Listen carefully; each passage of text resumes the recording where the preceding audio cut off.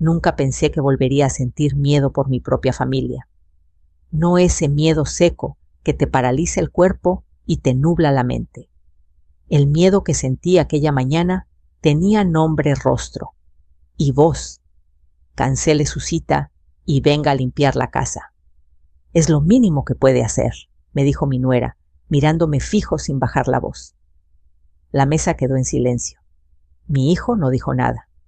Yo sentí como algo dentro de mí se rompía lento definitivo. Me levanté, tomé mi bolsa y salí sin mirar atrás. Aún no sabía que ese no iba a costarme casi todo y que también iba a salvarme la vida. Me llamo Elena, aunque durante años dejé que me llamaran de muchas otras formas: mamá suegra, la que siempre ayuda, la que resuelve. Tengo 68 años y hasta hace poco creía que el amor familiar consistía en aguantar en silencio. Creía que ceder era una virtud, que decir que no era egoísmo. Nadie me enseñó que también podía ser supervivencia.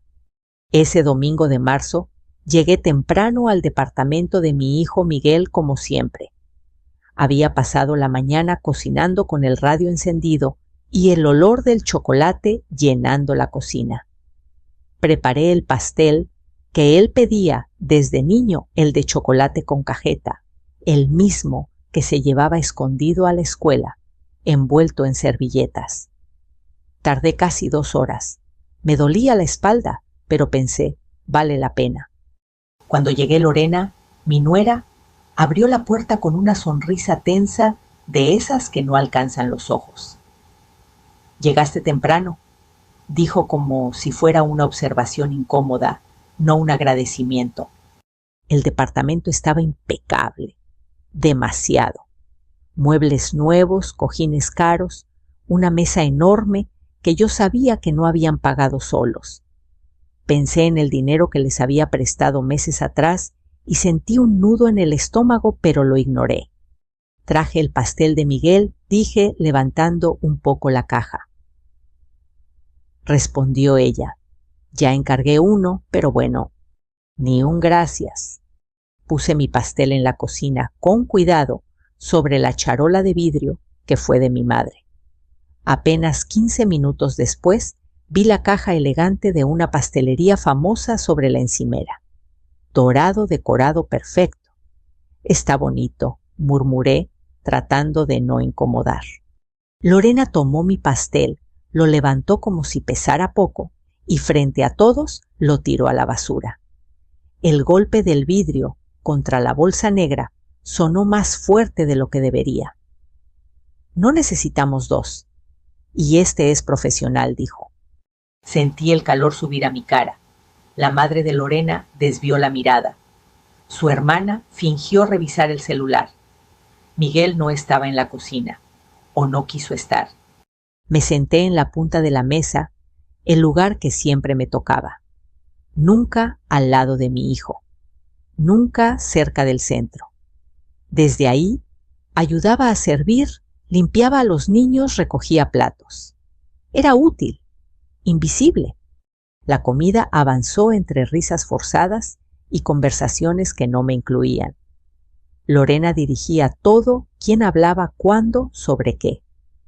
Tenía ese talento de hacerte sentir pequeña sin levantar la voz. Fue Miguel quien mencionó sin pensar mi cita médica. Mi mamá tiene consulta el lunes, dijo, con el especialista.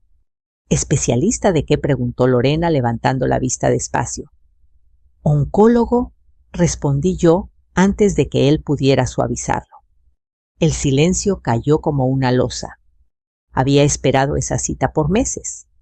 Un bulto que encontré por accidente, una preocupación que guardé sola, porque sabía cómo funcionaban las cosas. Mi miedo siempre llegaba después de las necesidades de los demás. Lorena apoyó los cubiertos y me miró con atención calculada. «Qué pena», dijo. «Justo el lunes viene la gente de la remodelación. Tengo que vaciar la sala y hacer limpieza profunda antes». Esperó. Todos esperaron. «Pero vaya a su cita», añadió sonriendo. «Su salud es importante». aunque iba a pedirle que me ayudara ese día. El mensaje era claro, siempre lo era. Sentí ese instante exacto en el que la costumbre te empuja a ceder, pero algo fue distinto. Tal vez fue el pastel en la basura, tal vez el cansancio acumulado, tal vez el miedo real de estar enferma. No puedo cancelar, dije sorprendida por la firmeza de mi voz.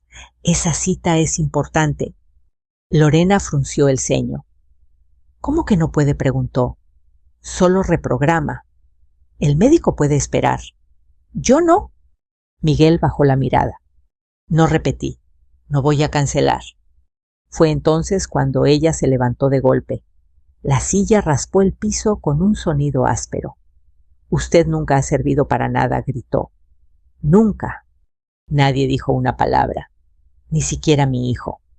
Me levanté despacio, tomé mi bolsa. Las manos me temblaban, pero no por miedo, por claridad.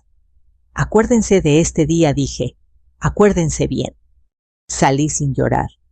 Esa noche sola, en mi departamento, entendí algo que me dolió más, que la humillación llevaba años desapareciendo para mantener una paz que nunca fue real, y ese no tan pequeño había sido el primer acto de respeto que me debía en mucho tiempo. No sabía todavía que ese día era solo el comienzo, que en las semanas siguientes descubriría verdades que cambiarían todo, que el silencio iba a romperse, y que mi nuera, la misma que me llamó inútil, no tenía idea de lo que estaba a punto de perder. Esa noche casi no dormí. El departamento estaba en silencio, pero dentro de mí todo hacía ruido. Me senté en el sillón con una taza de té que se enfrió sin que me diera cuenta y miré el retrato de Raúl, mi esposo, en la pared. Habían pasado 3 años desde que murió de un infarto fulminante un lunes lluvioso de junio. ¿En qué momento me perdí tanto?, le pregunté a la foto como si pudiera responderme. Antes de que Raúl muriera, yo tenía una vida. Tenía horarios, amigas, planes pequeños que me hacían sentir viva. Después del funeral, Miguel y Lorena aparecieron con promesas envueltas en abrazos. «No vas a estar sola, mamá», me dijo mi hijo. «Somos familia». Y yo quise creerle, con todas mis fuerzas. Los primeros meses fueron tranquilos. Venían los fines de semana, traían a Sofía y Daniel, comíamos juntos. Yo cocinaba, ellos elogiaban. Me sentía necesaria y esa sensación llenaba el hueco que Raúl había dejado. Pero poco a poco, sin avisar las visitas, se llenaron de peticiones. «Mamá, este mes estamos un poco cortos. ¿Nos prestas 5,000? «Es solo mientras llega el bono», decía Miguel. 5,000 se volvieron 10, luego 20. Nunca regresaban. Yo no preguntaba. Me decía a mí misma que ayudar a un hijo era natural, que ya me los pagarían. Después vino el negocio. Miguel llegó una tarde con los ojos brillantes. «Es una oportunidad segura, mamá. Un socio importador. Si no entramos ahora la perdemos». 85,000 pesos. Mis ahorros. Raúl siempre decía, ayuda, pero no rescates. Yo lo olvidé. Transferí el dinero al día siguiente. El negocio nunca existió. Miguel lloró. Lorena no dijo nada, y yo consolé a mi hijo como si la pérdida hubiera sido solo suya. Luego vino la fiesta, que no habían tenido. Lorena quería una boda como Dios manda. «Es para Miguel», me repetí, mientras pagaba el salón, el vestido, la decoración. 47,000 pesos más. Después el coche. 35,000 de enganche. Es el último favor, mamá, prometieron. Mentían, pero yo quería creer. No era solo el dinero. Con el tiempo, Lorena empezó a disponer de mí. ¿Puede recoger a los niños hoy? ¿Se queda con ellos el sábado? Me surgió algo, ¿Puede venir a limpiar un rato? Mis clases de cerámica se cancelaron. Los almuerzos con mis amigas también. Hasta la fisioterapia para la rodilla la pospuse más de una vez. Siempre había algo más importante. Una tarde escuché a Lorena hablando por teléfono, sin saber que yo estaba cerca. Déjalos con la suegra, decía. Ella no tiene nada mejor que hacer. Esas palabras me atravesaron como una astilla, pero no dije nada. Me convencí de que exageraba, de que estaba sensible. El día que toqué fondo fue cuando hablé con Miguel de mi tristeza. Le confesé que me sentía vacía, que el psiquiatra me había recetado algo para dormir. Me abrazó. Me prometió que todo pasaría. 2 semanas después, Lorena usó eso contra mí. No empiece con que está cansada, dijo. Miguel me contó que toma pastillas. Le haría bien salir más, cuidando a los niños. Miguel se quedó callado. Esa noche lloré en silencio. Y algo cambió. Tomé un cuaderno viejo, de pasta dura regalo de mi madre, y empecé a escribir. No para vengarme, para no volver a dudar de mí. Anoté fechas, cantidades, palabras exactas. Cada humillación, cada favor que me costaba un pedazo de vida. Por eso cuando salí de aquella comida humillada, no me sentí solo herida. Me sentí despierta. A la mañana siguiente fui a mi cita médica. Llegué temprano como siempre. El consultorio olía a desinfectante y café recalentado. Elena llamó a la enfermera. El doctor fue directo. Es benigno, dijo, pero su presión está muy alta. ¿Está pasando por estrés? Reí sin humor. No se imagina, doctor. Salí con alivio. Y con rabia. Casi cancelo esa cita para limpiar la casa de mi nuera. De ahí fui directo al despacho de la licenciada Marta Ríos, una vieja amiga de la universidad. Lorena nunca la quiso. Decía que era demasiado independiente. Cuéntame todo, me dijo, sirviéndome café. Y le conté, sin suavizar nada. Marta escuchó en silencio tomando notas. Elena dijo al final, esto es abuso, financiero y emocional. No lloré. Por primera vez sentí alivio al escuchar un nombre para lo que vivía. Necesito que documentemos todo, le pedí. Cada peso, cada fecha. Asintió. Y algo más añadió. Tienes que protegerte legalmente. Esa misma semana fui al banco. Quité mi nombre como aval del crédito de la casa de Miguel. Firmé papeles con manos firmes. El gerente me miró sorprendido. ¿Está segura?, preguntó. Más que nunca. Los mensajes de Miguel comenzaron a llegar en avalancha. No respondí. Por primera vez no estaba disponible. El viernes apareció en mi puerta. Tenía ojeras profundas. Mamá, ¿por qué no contestas? Nos preocupaste. Lo miré con calma. Siéntate, le dije. Tenemos que hablar.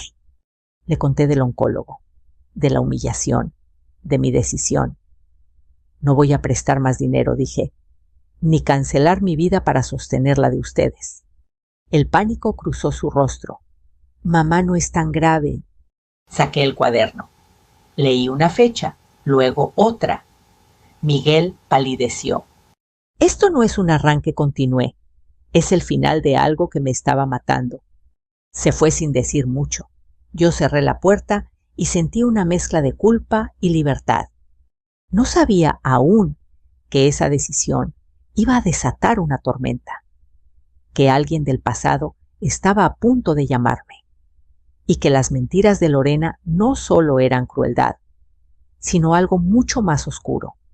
La llamada llegó 3 días después, un jueves por la tarde. Yo estaba sentada en la cocina, pelando manzanas para una compota que quizá nadie más probaría cuando el teléfono vibró sobre la mesa. Número desconocido. Estuve a punto de no contestar. En esos días cualquier llamada me tensaba el pecho, pero una intuición incómoda, me hizo deslizar el dedo. Doña Elena, preguntó una voz femenina, joven, nerviosa. Sí. ¿Quién habla? Mi nombre es Patricia. No sé cómo decirle esto sin que suene extraño, pero necesito contarle algo sobre Lorena. Me senté despacio. Sentí como la silla crujía bajo mi peso y cómo el aire de la cocina se volvía denso.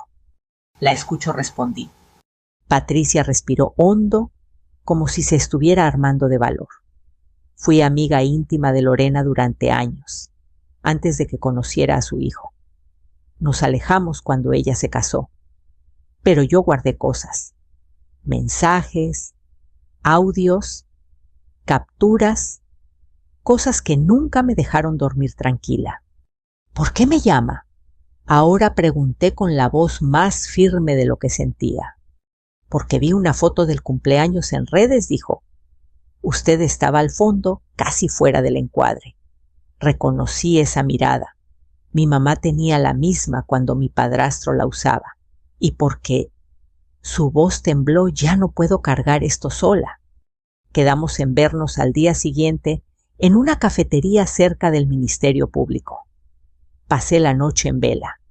No por miedo, sino por una certeza creciente. Algo grande estaba a punto de revelarse. Patricia llegó puntual. Tenía ojeras y los dedos manchados de tinta. Traía una carpeta gruesa y un teléfono viejo. Desde que éramos amigas, explicó Lorena, me mandaba todo. Me pedía opinión, se jactaba. Yo empecé a guardar por instinto y por miedo. Grababa audios, hacía capturas. Nunca pensé que servirían para esto. Abrió la carpeta, mi estómago se contrajo. Los mensajes eran fríos, calculados. El tipo es bueno, pero lo mejor es la familia. La mamá tiene propiedades. Es viuda. Es fácil. Con un par de hijos queda amarrado. Las viudas cargan culpa. Solo hay que empujar donde duele. Sentí náuseas. Esto es real, susurré. Todo, dijo Patricia. Con fechas, con números. Había audios también.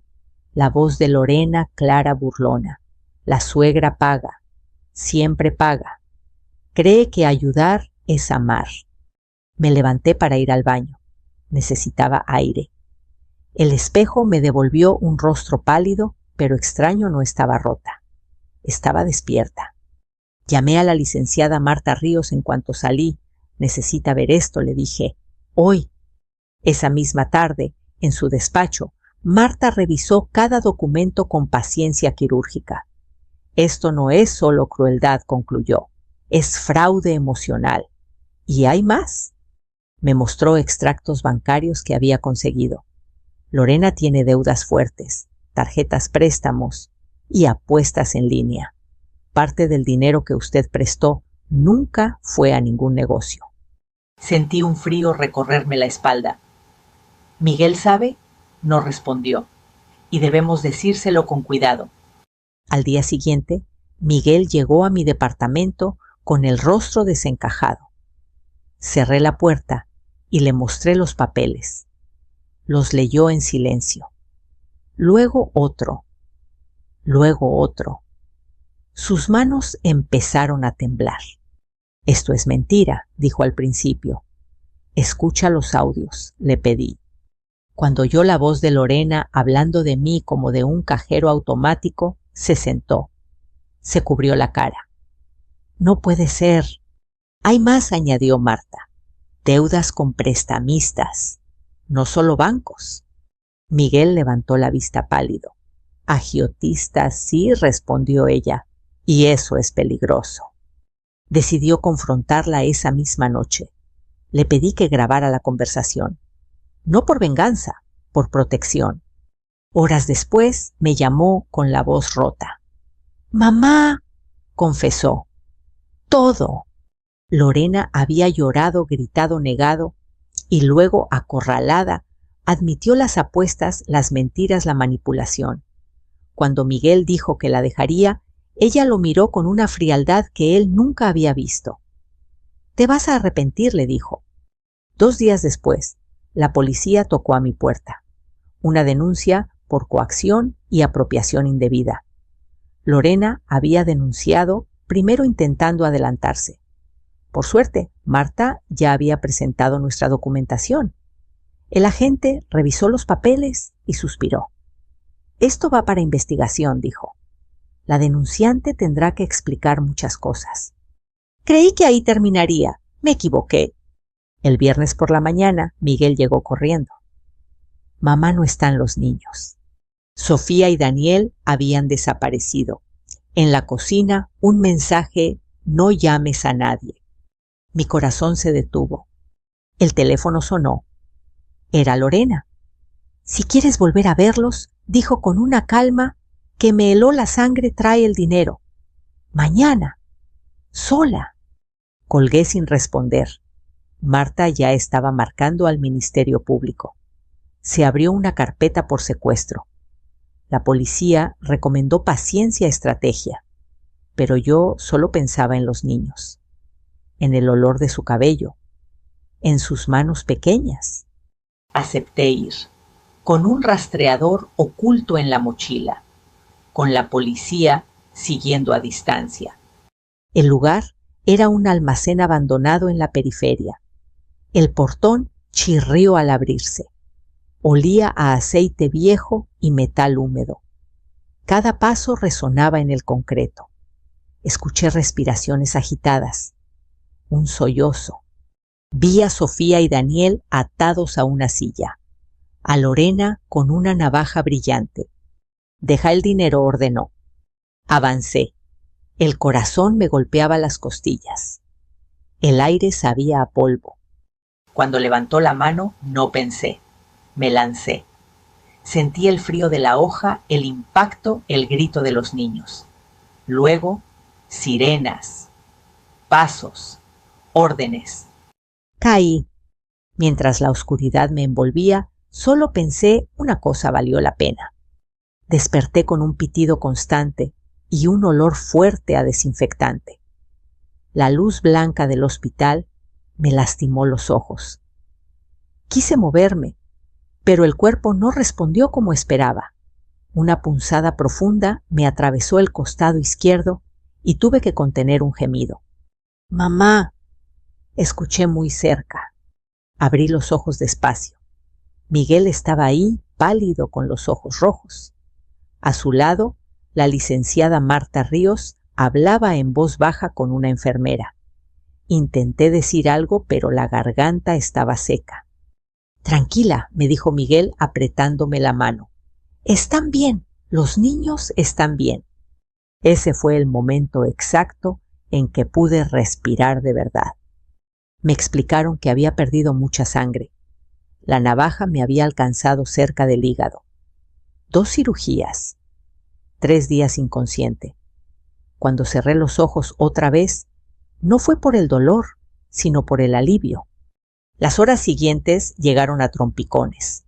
Voces que entraban y salían, pasos en el pasillo, el sonido metálico de una camilla. Marta se acercó a mi cama con una carpeta gruesa. «Elena, escucha con calma», dijo. «Lorena fue detenida en flagrancia. Hay cargos formales por secuestro, extorsión y tentativa de homicidio. El Ministerio Público solicitó prisión preventiva. El juez la concedió». Asentí sin fuerzas para hablar. No sentí alegría, sentí cierre. Los 2 hombres que estaban con ella fueron detenidos cuando intentaron recoger el dinero en otro punto. ¿Hay más víctimas? El caso se amplió. Miguel se pasó la mano por el cabello. «Yo no sabía nada de esto», mamá dijo. «Nada». Lo miré.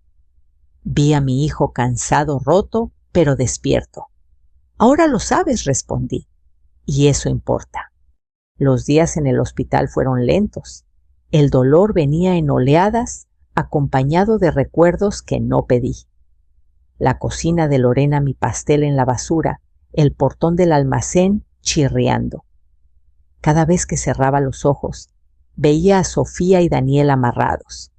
La terapeuta del hospital me explicó que era normal, que el cuerpo tarda en entender que el peligro pasó. Una mañana, Marta volvió con más noticias. La denuncia falsa que presentó Lorena quedó sin efecto, me dijo. Se abrió una carpeta por denuncia maliciosa. Todo está documentado. ¿Y los niños?, pregunté. Protegidos, respondió. Custodia provisional para Miguel.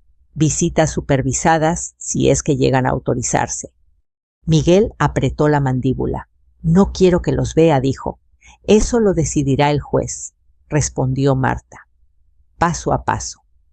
Cuando por fin me dieron de alta el sol, me pareció demasiado brillante. El aire frío me hizo temblar.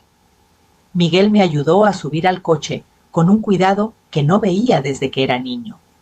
En casa todo estaba como lo había dejado, pero yo no era la misma. Caminé despacio por la sala, toqué el respaldo del sillón, la mesa.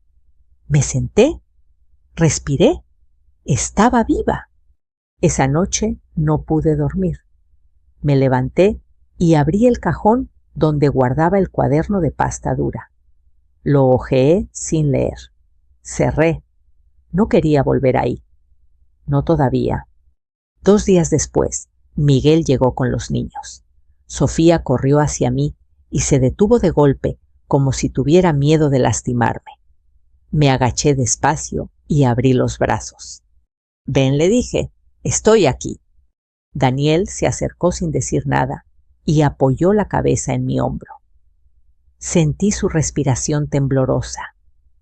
Los abracé a los dos y dejé que lloraran. Yo también lloré. No de miedo, de regreso. Abuela, susurró Sofía. Pensé que no ibas a despertar. Aquí estoy, le respondí, y voy a quedarme. Las semanas siguientes fueron de trámites y silencios largos. Declaraciones ante el Ministerio Público, ratificaciones, firmas. Marta me explicaba cada paso con paciencia. Esto no se resuelve en días, repetía. Se construye. Miguel vendió el coche, renunció a su trabajo y aceptó uno más sencillo, con menos horas. Necesito estar con ellos, me dijo, y aprender a hacerme cargo. Asentí. No di consejos. Ya no era tiempo de rescatar. Era tiempo de acompañar. Empecé terapia. La psicóloga me habló de límites de culpa, aprendida de cómo el deber ser puede convertirse en una jaula. Algunas sesiones salía agotada, otras ligera, todas necesarias. Un jueves por la tarde, Marta me llamó. Elena, hay algo más, dijo. Muchas mujeres se han comunicado después de enterarse del caso. Historias parecidas. Necesitan orientación. Colgué y me quedé mirando la ventana. Pensé en el cuaderno, en las fechas, en los pesos que dolían menos que las palabras. Pensé en Sofía y Daniel durmiendo tranquilos esa noche. Hagamos algo, le dije a Marta al devolverle la llamada. Un espacio, pequeño, para hablar, para informar. Así nació la idea, sin grandes planes, sin discursos, un lugar con mesas, café caliente y sillas donde nadie interrumpiera. El primer día llegaron 5 mujeres, todas con la misma postura encogida, todas con historias que reconocí. Hablamos poco, escuchamos mucho. Creí que era normal, dijo una, que así era amar. Negué con la cabeza, no respondí. Amar no es desaparecer. Esa noche, al volver a casa, abrí el cuaderno otra vez. Arranqué las primeras páginas y las rompí en pedazos pequeños. No para borrar el pasado, para decirle que ya no mandaba. Me acosté temprano. El cuerpo dolía menos, la mente también. Antes de dormir pensé en Lorena sola en una celda y no sentí triunfo. Sentí consecuencia y entendí algo que me tomó 68 años. Aprender: la dignidad no se negocia, se ejerce. Cerré los ojos con una certeza nueva. Lo peor había pasado. Pero el camino, el verdadero, apenas comenzaba. Los meses siguientes se movieron a un ritmo distinto, como si el tiempo hubiera aprendido a caminar conmigo, no encima de mí. Mi cuerpo sanaba despacio. Cada mañana era una negociación entre la cicatriz y la voluntad. A veces dolía levantarme de la cama. Otras, el dolor era solo un recuerdo lejano que aparecía cuando menos lo esperaba como un eco. Miguel venía todos los sábados con Sofía y Daniel. Llegaban temprano, ya no con prisas ni disculpas. Venían porque querían, porque lo habían decidido. Eso para mí era nuevo. «Mamá, ¿te preparo café?», me preguntó una mañana. Asentí. Escuché el sonido familiar del agua hirviendo, el olor del café de olla llenando la cocina. Cerré los ojos un segundo. Era un gesto pequeño, pero decía mucho. Durante años nadie me había preguntado qué necesitaba. Los niños se acomodaron en el piso con colores y hojas.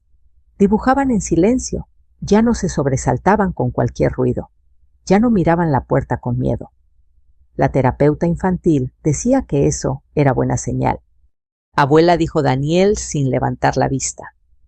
«¿Ya no va a volver?». Miguel y yo nos miramos. Me acerqué y me senté a su lado. No respondí con suavidad. «No va a volver. Y no es culpa de ustedes». Sofía apretó el crayón. «Yo soñé que gritaba», dijo. «Pero ya no grita». Le acaricié el cabello. «Los sueños tardan en entender cuando el peligro se va», le dije, «pero se van acomodando». Ese mismo mes, la licenciada Marta Ríos me llamó para avisarme que el proceso legal avanzaba. El juez ratificó la prisión preventiva, explicó. La defensa pidió prórroga, pero el Ministerio Público tiene pruebas sólidas. Audios, transferencias, testimonios. Colgué y me quedé mirando la pared. Pensé en Patricia, en el peso que había cargado tantos años guardando esos mensajes. La llamé esa tarde. «Gracias», le dije. «Sé que no fue fácil». «No lo fue», respondió. «Pero ahora duermo mejor». El espacio comunitario que habíamos imaginado empezó a tomar forma. Rentamos una casa pequeña en una colonia tranquila. Pintamos las paredes de colores claros.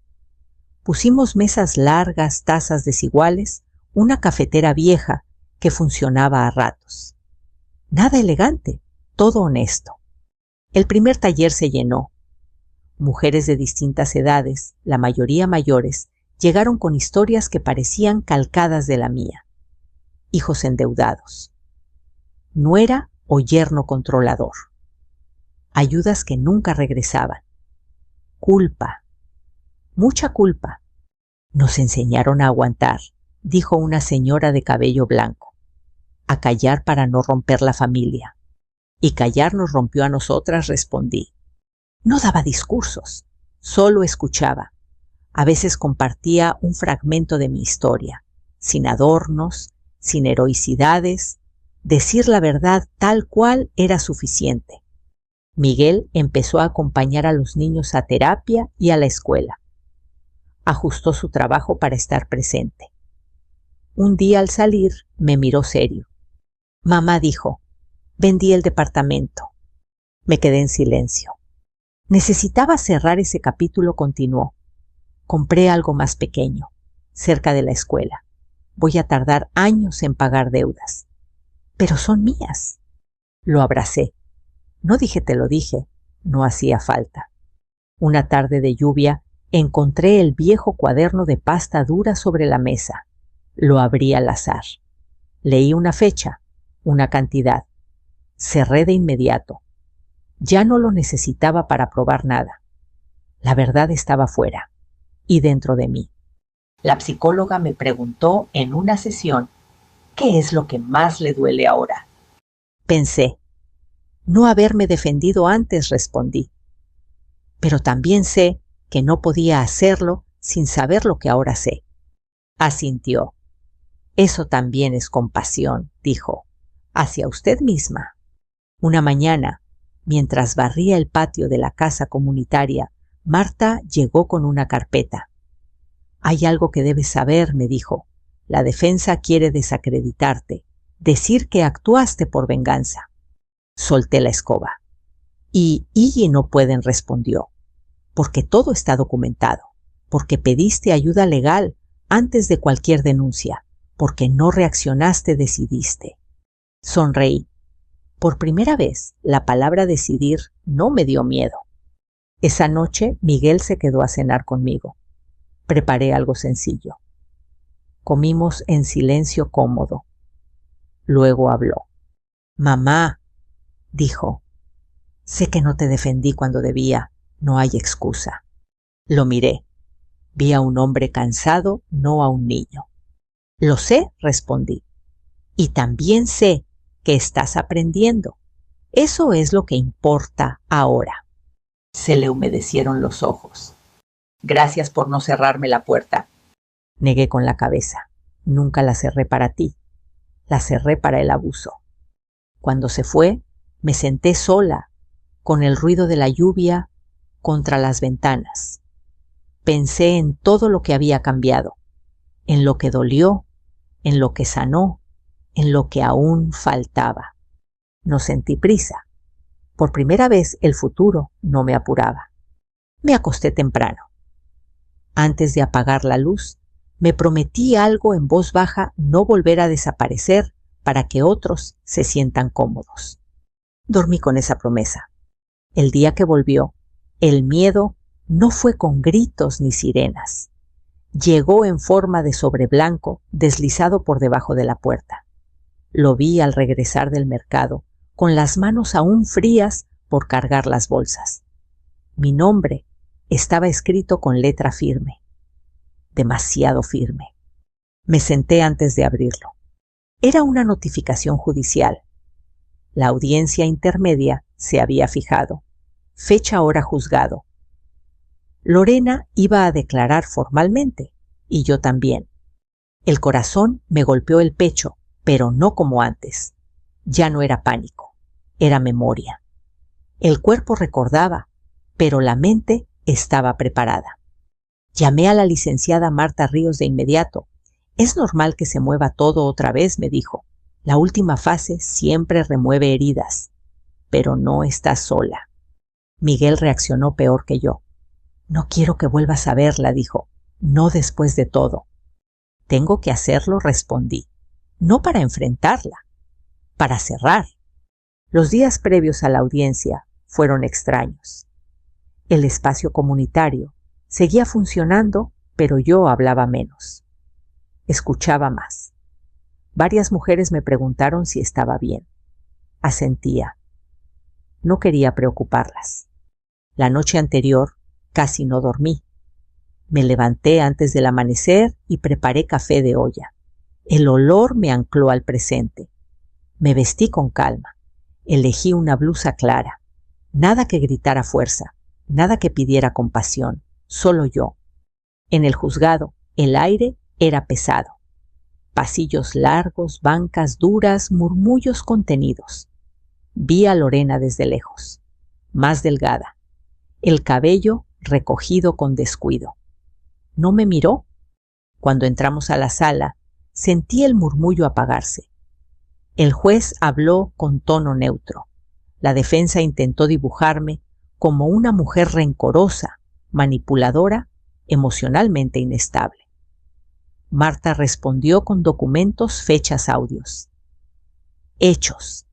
¿Reconoce su voz en estas grabaciones?, preguntó el juez a Lorena. Ella no respondió. El silencio fue más elocuente que cualquier confesión. Mi turno llegó después. Me levanté despacio. Las piernas me temblaron un segundo y luego se afirmaron. No estoy aquí por venganza, dije. Estoy aquí porque durante años confundí amor con obediencia. Y eso casi me cuesta la vida. Y la de mis nietos. No miré a Lorena.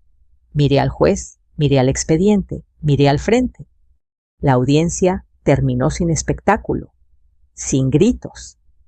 Con resoluciones claras, el proceso seguiría la prisión preventiva, se mantenía la custodia de los niños, continuaba con Miguel.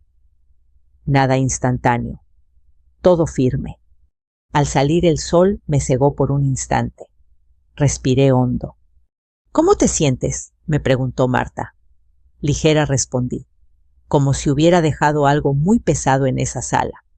Esa tarde, Miguel llevó a los niños al parque. Yo me quedé sola en casa. No fue tristeza, fue elección. Necesitaba ese silencio. Abrí el cajón donde guardaba el cuaderno por última vez. No lo leí. Lo llevé al balcón. Arranqué las páginas y las fui rompiendo una a una. El papel crujía bajo mis dedos. El viento se llevó los pedazos pequeños. No estaba borrando la historia. Estaba soltando el peso. Los días siguientes trajeron calma. Patricia pasó a visitarme una tarde. No sabía si venir, dijo. Pero quería verte bien. Lo estoy, respondí. Gracias por no callar cuando pudiste hacerlo. Sonrió aliviada. Miguel empezó a hablar de planes.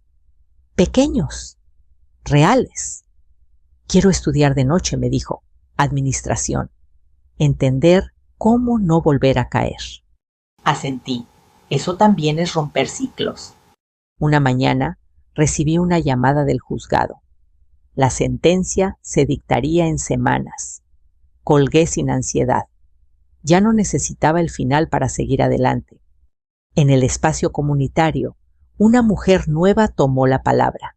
Nunca pensé que alguien me escucharía, dijo. Pero aquí puedo respirar. La miré y me vi a mí misma meses atrás. Eso es lo que merecemos, respondí. Espacio para respirar. Esa noche me senté frente a la ventana. Las luces de la ciudad parpadeaban como si nada hubiera pasado. Y tal vez así era. El mundo no se detuvo. Yo sí, para volver distinta. Pensé en todo lo que perdí y en todo lo que gané, en la mujer que fui, en la que soy ahora. Por primera vez no sentí miedo al pensar en el futuro.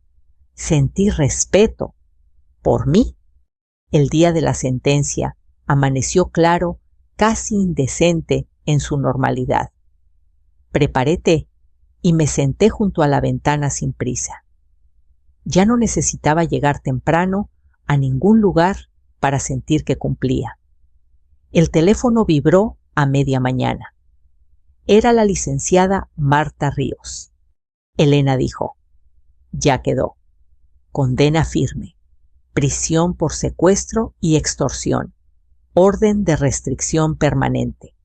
Pérdida de la patria potestad. Reparación del daño en proceso. Colgué despacio. No sentí euforia, tampoco tristeza. Sentí algo más raro y más valioso: paz. Una paz sobria, sin fuegos artificiales, como cuando por fin dejas de apretar los dientes. Miguel llegó por la tarde con Sofía y Daniel. Traían helado como si fuera un día cualquiera, y lo era. Eso también era una victoria. Abuela, dijo Sofía, ¿hoy podemos ver una película? Claro, respondí. Tú eliges. Nos sentamos los cuatro en la sala. Daniel apoyó la cabeza en mi hombro. Miguel, en el sillón de enfrente, nos miraba como quien aprende a mirar de nuevo. No hubo discursos. No hicieron falta. Esa noche, cuando los niños ya dormían, Miguel se acercó a la cocina. Mamá, dijo, quiero decirte algo sin excusas. Yo permití que te lastimaran. No supe poner límites. Me equivoqué. Lo miré con calma. Lo sé, respondí. Y también veo lo que estás haciendo ahora. Asintió con los ojos húmedos. Gracias por no soltarme, aunque me soltaste cuando fue necesario. Sonreí. Eso también es amor. Los meses siguientes fueron sencillos y por eso mismo profundos. El espacio comunitario creció sin que lo empujáramos. Llegaban mujeres con historias parecidas, distintas, pero unidas por la misma pregunta: ¿por qué me costó tanto decir no? Nos sentábamos a escuchar, a nombrar, a respirar. Un viernes, una señora tomó mi mano. Pensé que ya era tarde para mí, dijo, pero escucharte me hizo intentar otra vez. Le apreté los dedos. Nunca es tarde para empezar de nuevo, respondí. Nunca. Volví a mis clases de cerámica. El barro frío entre las manos me recordó algo esencial aún podía crear. A veces hacía tazas torcidas, otras piezas firmes, todas mías, todas imperfectas y honestas. Una tarde, ordenando la casa, encontré una foto vieja, Raúl y yo, en una playa riendo. Me senté a mirarla sin culpa, sin deuda, sin reproches. «Estoy bien», le dije al aire. Aprendí. Y aprendí esto: el respeto no se ruega, se ejerce. La familia no es un permiso para cruzar límites. El amor no exige que desaparezcas. Y decir no puede ser el comienzo más valiente.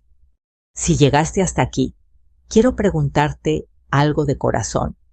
¿Alguna vez sentiste que te usaban solo por ser familia? ¿Alguna vez confundiste el amor con sacrificarte hasta desaparecer?